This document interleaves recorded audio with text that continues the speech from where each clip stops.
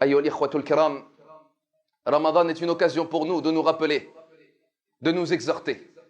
Et nous vivons certes aujourd'hui des moments de chaleur intense.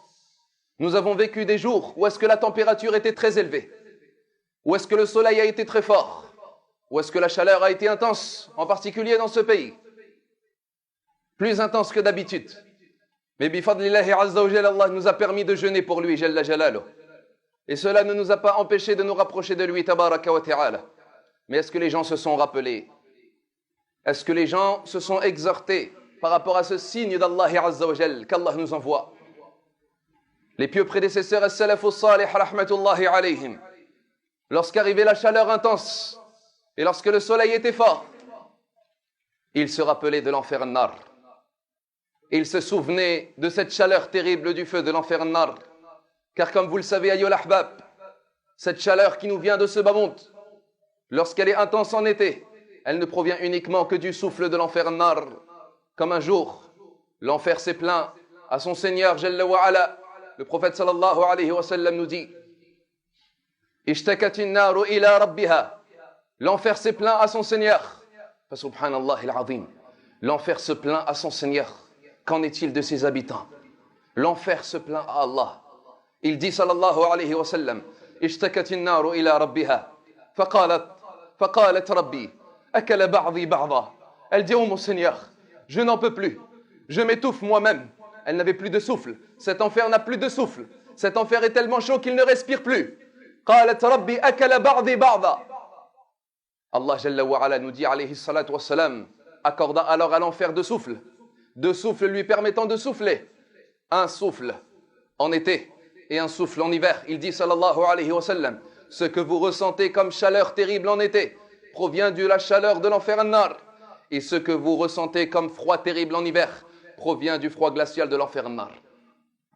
Alors rappelle-toi de l'enfer. Si cet enfer est aujourd'hui très loin de nous et que son souffle nous arrive, qui est la cause pour nous de nous plaindre de cette chaleur, de ne plus la supporter, de ne plus pouvoir y vivre, alors que ce n'est même pas la proximité de l'enfer an-nar, mais uniquement son souffle. Alors rappelle-toi de l'enfer an-nar. Et encore une fois, ya ikhwatul kiram, vous remarquerez que dans les versets d'Allah Jalla wa ala qui évoquent l'enfer an-nar, Allah nous appelle à pleurer pour Allah.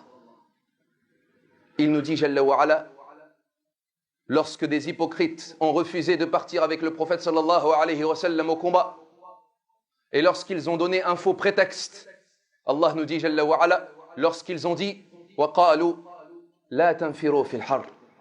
Ils ont dit non, ne partez pas, il fait trop chaud. Aujourd'hui il fait trop chaud, ne partez pas. Ne partez pas au combat. وَقَالُوا لَا تَنْفِرُوا فِي الْحَرِّ. Allah révéla, Allah leur répondit: قُلْ نَارُ جَهَنَّمَ أَشَدُّ حَرًّا لَوْ كَانُوا يَفْقَهُونَ. Dis-leur, le feu de l'enfer est bien plus chaud, si seulement ils comprenaient. Puisque qu'est-ce qu'il dit Allah Jalla wa ala? Pour comprendre la chaleur du feu de l'enfer, pour se préparer à la destination qui est terrible, celle du feu de l'enfer an-nar.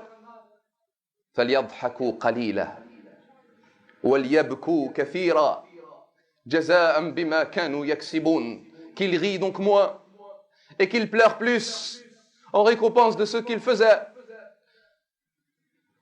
Le messager d'Allah sallallahu alayhi wa sallam un jour a dit à ses compagnons: لَوْ رَأَيْتُمْ مَا رَأَيْتُ. Encore une fois, si vous aviez vu ce que j'ai vu, لَضَحِكْتُمْ قَلِيلًا وَلَبَكَيْتُمْ كَثِيرًا.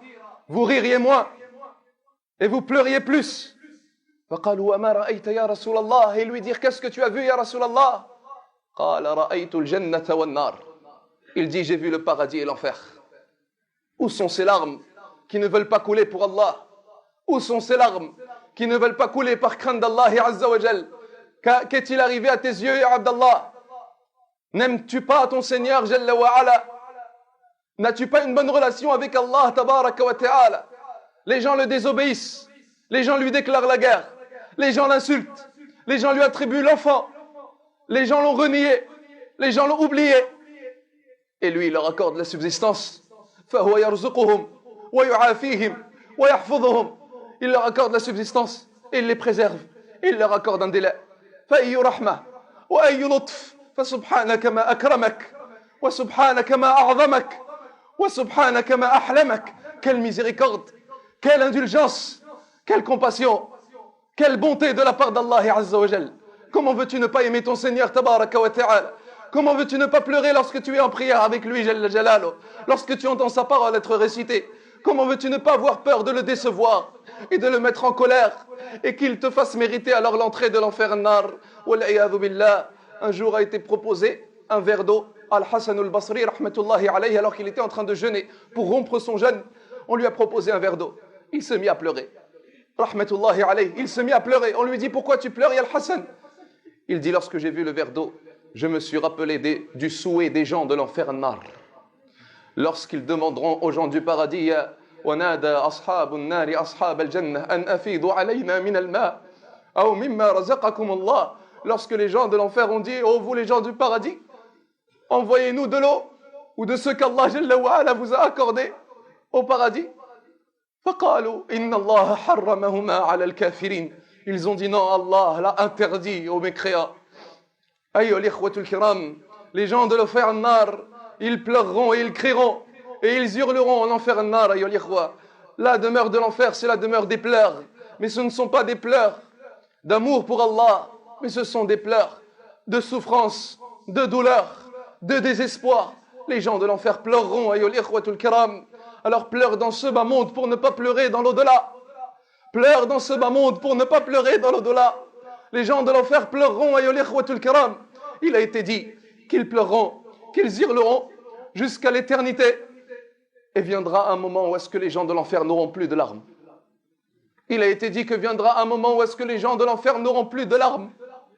Ils n'auront plus de quoi pleurer. Il dit sallallahu alayhi wa sallam: fayabkoun ad-dam. Ils pleureront du sang. Telle est la demeure de l'enfer nar, ayyuhal ikhwa. Alors pleure dans ce bas monde. Pleure fi hadihi dunya. Pleure lorsque tu es récité le Coran. Pleure lorsque tu es en prière pour Allah. Pleure dans tes prosternations et sujoud. Pleure lorsque tu invoques ton Seigneur Tabaraka wa Ta'ala. Wallahi, pleure dans ce bas monde. Car ce bas monde ne vaut rien. Ce bas monde n'est qu'une certaine quantité de jours. Pour une éternité dans l'au-delà, al-akhira. Pleure dans ce bas monde pour que dans l'au-delà tu sois reposé et soulagé.